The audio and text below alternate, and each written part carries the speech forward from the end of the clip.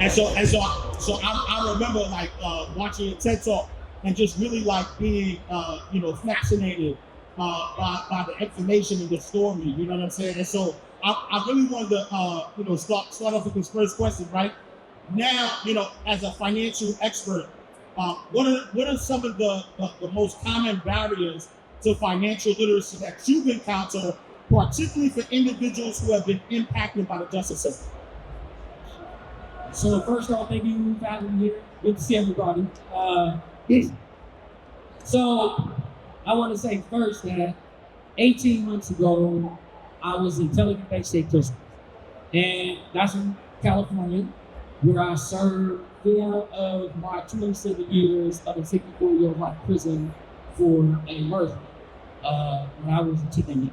And because I grew up in poverty, my parents were addicted to crack. My family was sold drugs. We grew up in East Oakland. And because I was black, I was illiterate, I was homeless. And because I refused to cooperate with authorities and tell them who did this crime, they charged me and found me guilty and sentenced me to 54 years out of prison. So the thing about this was I wasn't afraid of the prison because I was going through life. But what I didn't understand was what I was getting into as far as the emotional toll it would take on myself being an adolescent going through the criminal justice system. And so what you don't know is when you're black and you're growing up in poverty, when you go from one poverty community like the hood to prison, right? You go to a certain level of comfortability because you were impoverished already. So when I got to prison, I was just there with a bunch of other black people like me who was just in one place and next. And so I kind of looked at like friends and family. Now, I say friends and family, but I want you to think about that, right? I'm talking about that from prison, right? I'm talking about that from a prison perspective. So this is how indoctrinated we are when we go to these circumstances to believe that this environment is friendly to me, that somehow I can be comfortable in this space. And so by going through that situation there, I started to kind of learn and understand more about myself and the things I did in my life. And I say this part of the story first because I want to talk a lot about accountability, right? The thing about black people, in my opinion, is something that I lack is accountability. Meaning that I had every excuse for my situation but anything that I played on. Meaning it was everybody else's fault. This person did it, that person said, my mom, my daddy, which was true. These people had played a role in it, but my ass had done nothing. I hadn't owned not one thing and wondered why my circumstances was what they were. So I want to talk a little about that first, because if you can't be accountable for nothing, I don't care if you go to Investfest, Openfest, Fest, it won't matter. Won't no invest save you if you can't be accountable for the things you got going on. Which meaning that you gotta sit down first and say, before I start going around, talking to people, trying to figure out what's going on, who am I? And the reason I was in the situation I was in prison is because I didn't know who I was. I followed behind everybody else, and everybody else checked my identity about myself, which is exactly what I see when I got out of prison and I sit down. So one of the things about finance that I see that we struggle with, particularly minorities, is the emotional toll. So minorities, we are overly emotional about everything. Every single thing that come up, your clothes, your shoes, the food you wear, the weight you look like, where you stand, everything. Those emotions affect the way you see yourself and affect the way you spend life. So watch this. Every time you sit home, you sit there, you get upset, you go shopping. You get mad, you eat something. You get pissed, you spend money.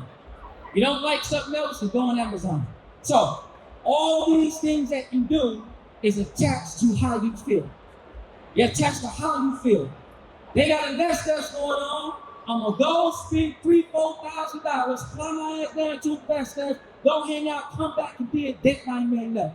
I'm gonna feel good for the weekend, be cool, go back home, ain't gonna go. The emotions. Same thing I thought. I get to go to investors, hang around with black people, and I'm down there. I'm going. Not that the ticket cost, the flight cost, the hotel costs, or the people that's gonna save 5, 6 months to a year just to get the ticket to come down here. Yet you ain't made no dime from being down here. So the emotional side of that is why we don't have no money. That's why every time you look at your 401ks or retirements, the money in your checking account, the money in your savings account, you spend it or it dwindles. Or if someone asks you what's in it, you don't know. I don't know. I just put the papers over there. Everybody want to talk about financial education, but you can't explain to me nothing about your financial situation. I ain't talking about what Chase said, I'm talking about you. If I ask you what's going on with your situation right now, you're going to be like, well, I think I might be. You can't give me no short.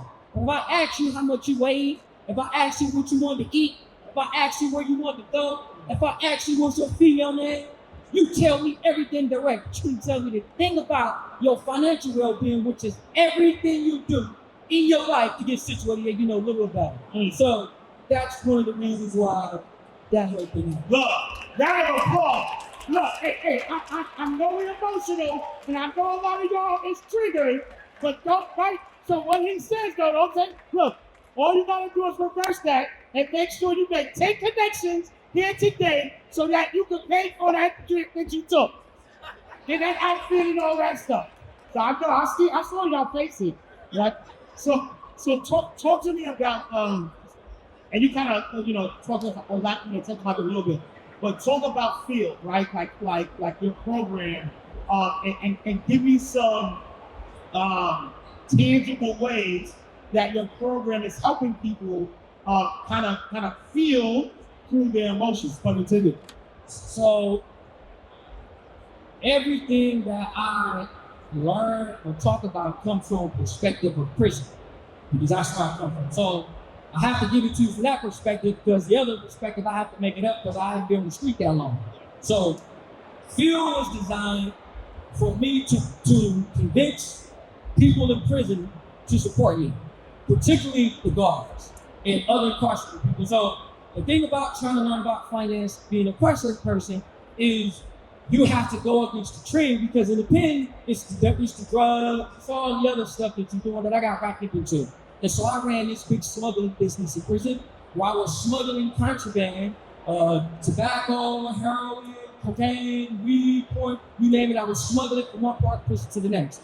And my goal was, I was tired of being the person in the pen, people pushed around, so there's nobody a winning. So when I finally was able to get this business going, I thought, man, like I'm somebody for a change. I really was nobody, but I thought people ain't just pushing me around. Like I got a name for myself. They call me Wall Street.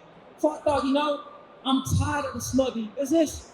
How can I get out? So I had this bright idea that I would try to manage the money for the police. I know what you think. I know. What you think. I know, right? But this was my thinking. So I started to study the California retirement system. And my thinking was, I studied the California retirement system because the prison guards who worked at the prison, retirement was their retirement system. So I felt if I knew more about their retirement than they did, they wouldn't see me as the laughing stock, like against one of these phones to give me some money. This was my thinking, okay? So I studied the system for a couple of years, and I've been talking to the guards about it. You know, they think the the black kid talking about finance, he's the laughing stock, the butt of the joke. So I decided, fine, I'll be the butt of the joke. One of them decided that he heard it. He said, hey man, if this shit really works, like, can you show me something? And basically what I did was told him, to go to his retirement. He'd bring me the paperwork, and I'd look at the paperwork like I knew him and tell him, go print this and bring it back, and that's how I did it. So he went, he moved about $25,000 to his retirement to an account. Now, we didn't really make very much money. We had maybe a couple $1,000. And I told him, don't tell nobody. He told everybody. I mean, this dude told all the guards, man, look here. So, I'm thinking, that's not a big deal. But man, they coming 10,000, 25,000, 30,000, and it's all retirement money. And so the next couple of years, I ended up building this program where I was managing investment money for the prison guards, doing outside in prison. And the Wall Street Journal. Well, the Wall Street Journal Marcus Barnes contest about Uganders, and they wrote a story about me in prison called "The Murderer Turned Stock Picker is the Oracle of San Quentin." So I know, right? It's crazy. So when they came out with this book, and we thinking that the prison ain't never gonna let them stand. They came out with this thing, and it was kind of an endorsement. The TED Talk followed, and I started making some videos about it from the side. And pretty much what it was I basically had the guards, I showed them how to go into their retirements, shift away their work to overtime, use the money they made in their retirements, take the money to invest it, and help their family. And so my goal was, in doing that process, I started to learn that I no longer wanted to be a person in prison who continued trying to manipulate and get over people. But the problem was, you can't see a prison guards like that because they're a prisoner. You can't see guards like they're your friend, they're the enemies. But the thing about when you find yourself, you don't see people that way they did. So the prison guards now was just like a mother figure, a father figure. I'm not ashamed to say that now. I was that thing because you've been kids and stuff like that. The truth was, if someone is working in the prison system, just like I am a prisoner, I see this man as the enemy, just the sheer fact because he's a guard. But he ain't done nothing to me. So here in his family, here trying to work these kids, he might not be doing nothing. And I got a bad chip on my truck and I harmed this man. So I started to understand that my actions was able to be helped in a bigger way if we understood this emotional toll. So I started teaching the guards, started taking my classes, the prisoners started taking my classes, they started bringing in celebrities, like the Warriors, so just a whole bunch of different stuff happened. And financial empowerment, emotional literacy, which is philosophy, was birthed out of this idea. And the thinking was that if you can understand how you feel about yourself first, not the money, right? First. And I'll say this briefly. I used to be in debt in prison. This gonna sound crazy. Eating cereal. Now, I love cereal. Now, I don't have a lot of memories from my childhood because I went in prison young and prison screwed me up where the trauma, right? So there's a certain level of trauma to memorize things. But I remember that when I was younger, I used to sit in front of the TV and eat cereal and feel this like childhood moment, right? This was the closest I got to my childhood. And when I was in the pen, I used to buy cereal from the canteen and I would sit up on my bunk after the day, put the cereal in the bowl, and it would take me back to the same moment of my childhood. And I would be hundreds of dollars in debt in the cereal. It was people in the prison that would go get packages and sell the cereal back to me for double the price because they knew what these cereal got from. Now, this sounds crazy over the cereal, right? But the cereal wasn't the problem. It was the emotions that was attached to what I got from eating the cereal. So one day, I got some pictures in the mail from my uncle. And just out the blue, I hadn't heard from my uncle in 20 years. And I got a picture, and in one of the pictures, it was a baby picture of me. And in that moment, I felt the same feeling I felt from the cereal looking at the picture, yet it didn't cost me $1. Whoa. So when I recognized that it didn't cost me no money to feel this feeling, the cereal bill dropped, and my feelings about myself increased, and financial empowerment, emotional literacy is born. And so Y'all contact. Hope y'all contact. That's how I was able to discover that. So it's just been a bit of techniques and things I've had to use through the years to get a better understanding about myself because of how I see myself and how we see ourselves as people. How we can beat ourselves up. I can tell myself I ain't shit. We be our own worst enemies. And even though we say that people hate on us all the time, and it's true, right? We always be like, man, people stay hating on us. But how many times do you hate on yourself? When you be telling yourself, I ain't this, I ain't that, sitting in the mirror 10 damn hours to get dressed, with you, we're trying to get somewhere, and you gotta sit there thinking, looking at all that. That's not the case nowadays, right? So when you get a certain sense about who you are, it changes the way you deal with money.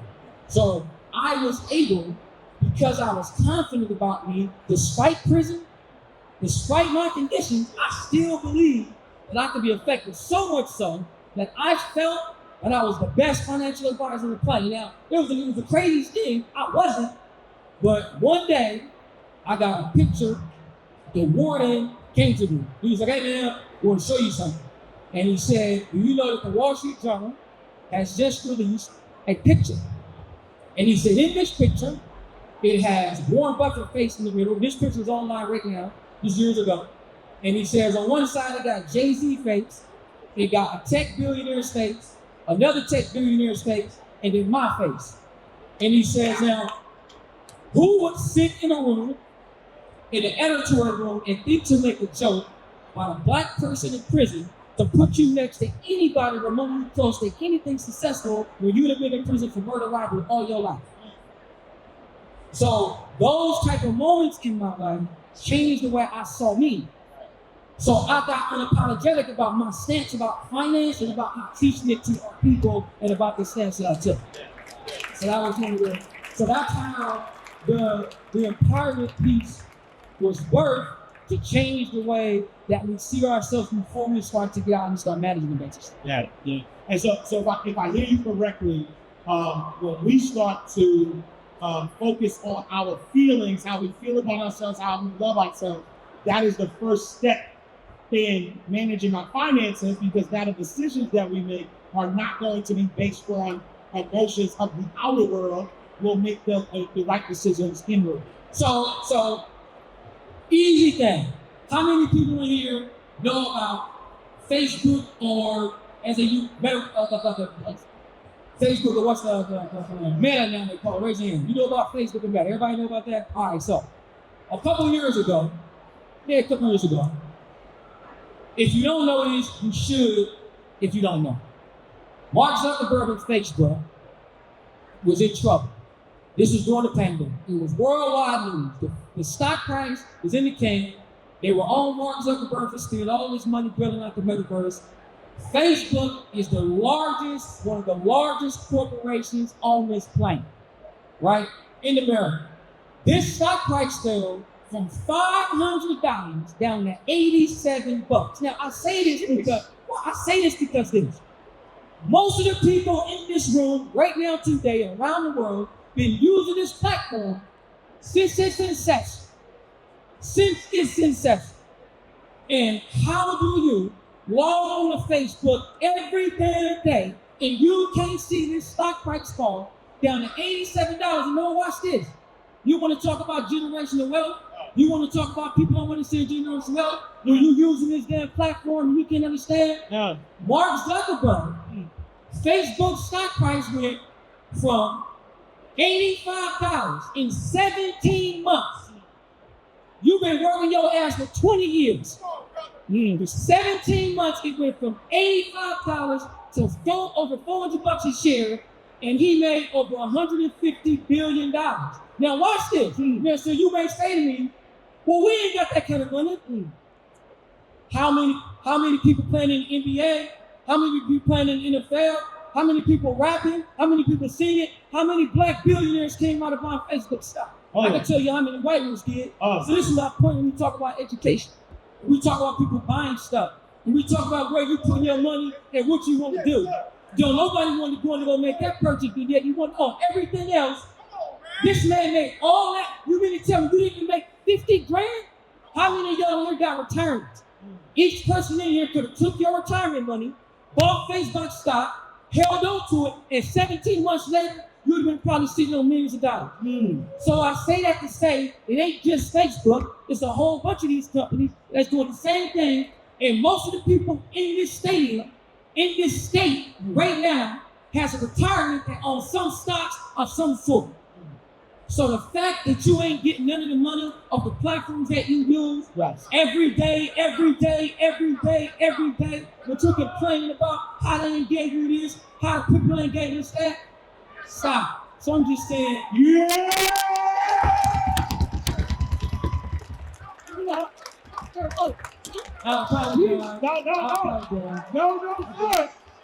sir. No, you're not. No, you're not going to apologize. No, sir. No, sir. Sir. I'm passionate about the education. I'm passionate about the education because I sat in prison and I made millions of dollars for these people. Millions of dollars for these people. Millions of dollars. So when I come home, I paroled on a private plane to Pelham Bay State Prison 19 months ago. Right? From cash people in the hedge fund, these people had some managers, paid all my legal bills, family to me. I step outside in the street and I see the level of homelessness, I see the level of destruction, then I hear people complaining. I sat inside that prison cell and I watched the American government pump $2 trillion into this country. You know how many black people got that money and they bought shit? I looked in the hood, you know what you had? Everybody had new rims, everybody had new cars, everybody had new clothes, talking about PP lows my ass. So I say this to say this. We talk about how much money we get. The government pumped so much money into the black community, they had to slow the economy down. That's why we got inflation. That's why we got high prices. So what did we do with the money they gave us 2 years ago? They just gave it to us. So amazing. What we do with it? They just gave it to us. So I'm saying to say that I'm tired of the excuses. We got a management problem. We got a management problem. We cannot manage money, and it's time people own up to that and stop running around here acting like that's not the case. 90% of professional athletes go broke. That means if all these NBA players and all these NBA players and all these actors and singers got all this money going broke, how the hell you think you sitting right here gonna do something? They got all the money and all the financial advisors in the world, yet they using money faster than you are. How can you blow $100 million in 10 years playing NBA in the pros?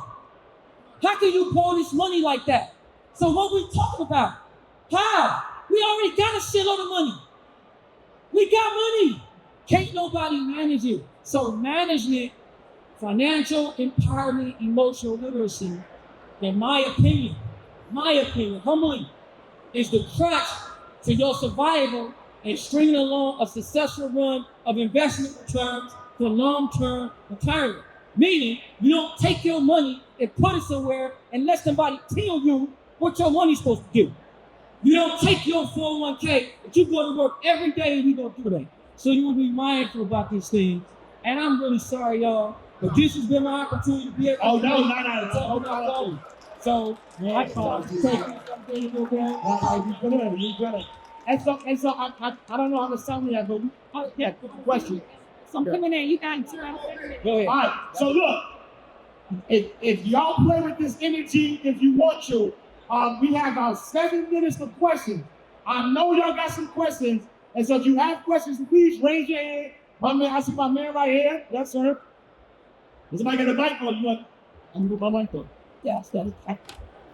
You're good. You know. Wait, it's back. It's hot. How you doing? How you doing, bro? Thank you so much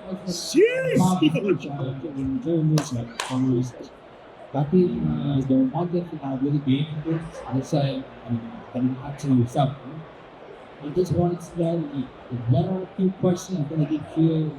You share, I just want to say that I'm learning itself. So, one of the questions that I always ask myself, and I continue to ask myself, is the platform or whatever I'm doing common sense. So my whole platform, financial empowerment emotional literacy, is built around common sense. The reason I say common sense because if you stand with what's right in front of you, we're not talking about making it up. We're not talking about living in a fantasy. We're talking about living with the circumstance of what you do. And the reason it's common sense because education and finance is customized. It's no one fit rule. When you go to get a job, they tell you to sign a line for your retirement. The question isn't, hey man, hey sir, what you want to do? It's a bunch of boxes that you check. And so when you checking a bunch of boxes, you can't get to the real authentic self who you are. So I don't check no boxes. I act, is it common sense? Meaning, am I standing on my truth? And it's simple. Even if your truth is not getting you what you want, even if your truth is having you put in a bad predicament, even if your truth is having you be sad, it's your truth. You got to stop running from it because you don't like the circumstance. I did not want to be sitting in prison. I did not want to. I didn't learn how much time I had till I was 5 years in prison. That's how bad it was for me. But the pill was this big that I had to swallow, and I wasn't getting my ass out of there. This how big it was. Imagine. But the day I swallowed it was the day it set common sense into the street, and I was off to the races. They had no choice but to let my ass out. So at the end of the day, right, you ask yourself, am I standing on common sense? And if you're standing on common sense, rules are broad, you can live with it and it's easy to swallow. Let me just say something, okay? And the other thing I'll add to it is just always remember who you are originally, right? I don't care what your religion is, I don't care what you believe in. All of the doctrines say we are made in the image and likeness of God. And I think if you understand and remember that, right? And think about this, it's all about becoming, right? It's be, do, and have. And so it starts with the be first, right? And so when you fully accept yourself and know that God has made you imperfectly perfect, what does that mean? Is that I don't care what nobody says about you or anybody else. God made me imperfectly perfect. God made you imperfectly perfect. And so when you understand that and just fully accept you for you, then things start to flow that way as well. Yeah. Hey, let's see. Y'all forgot that question again? Oh, God. Hey, brother, how you doing? What's going on? I know what he's going on. This is a two-part question. What? The first part is, do you have a team? The second part is, what are some tips and tricks, suggestions that you have to develop a team, or rather, to find a team? So team building is something that we do. One of the things that I did in prison was team building, because how do you get incarcerated people and prison guards to work together, right? How do you get the dude who killed the police officer, right, to be cool with a police officer and vice versa? You have to find some sort of common ground. So the idea was to approach it from a perspective of what people want out of this, right? And so it's not about, this is something that we do as Black folks, and I gotta say this briefly.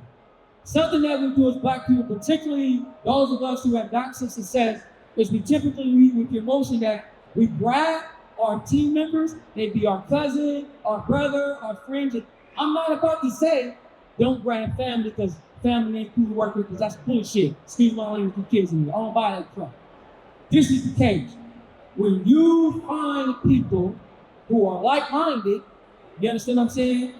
Not friends and family, but like-minded, and you remove the emotions, that means that you'll understand that you don't have to feel obligated to bring people along because of the background or because of what race they are, because they're friends. And so what we do as a people, that we do is that obligation and emotions have us bring team members along. And if you look at most Black dynasties, have either failed, right? The founders ain't there no more. They fighting over money, right? Some crap that happens. Look at, we talking about all the hip hop ones, and think about it, because of the attitude. So I just say, when you are trying to build a team, you cannot approach it from an emotional perspective, and you can't feel obligated to help folk just because they cool. Yeah. All right. Amazing. Thank you. Yeah, it's relatively things that are programs that just people do